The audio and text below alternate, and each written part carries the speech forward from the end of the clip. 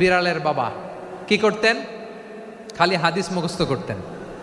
উনি বলতেন আলজামু রাসূলুল্লাহ আলা মিল ইবাতনি, আমার শুধু পেটের ক্ষুধার বন্দোবস্ত হইলে আমি নবীর সঙ্গ ছাড়তাম না। আমার আনসার সাহাবারা ক্ষেত খামারের কাজ করতো, আমার মুহাজির সাহাবারা ব্যবসা করতো, আর আমি নবীর সাথে সাথে থাকতাম।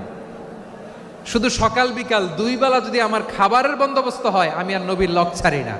সুবহানাল্লাহ কইবেন না? 5374টা হাদিস তিনি বর্ণনা করেছেন। সবচেয়ে বেশি হাদিস বর্ণনাকারী সাহাবী। হাদিস প্রিজার্ভেশনের কাজে বিশ্বনবী ওনাকে কাজে লাগিয়েছেন। উনি একদিন বলেন, ইয়া রাসূলুল্লাহ আসমাউ মিনকা কাসীরান ফালা আহফাজু, নবী অনেক কথা শুনি আমার মনে থাকে না। বিষ্ণু বললেন তাই? উবসুত রিদাক, তোমার চাদরটা বিছাও। আবু হুরায়রা বিছালেন, বিশ্বনবী হাত বুলায় দিলেন, এরপরে অনেক হাদিস বর্ণনা করলেন। আবু হুরায়রা বলে, তারপর থেকে বিশ্বনবী যাই বর্ণনা করে আমি শুনি আর একটাও বলি না। এখন সুবহানাল্লাহ। বিশ্বনবী ওনাকে হাদিস প্রিজার্ভেশন, নবীর এই যে লক্ষ্য হাদিস প্রিজার্ভেশনের এই দায় দায়িত্ব দিয়েছেন সাইয়েদনা আবু হুরায়রা রাদিয়াল্লাহু তাআলা আনহুকে।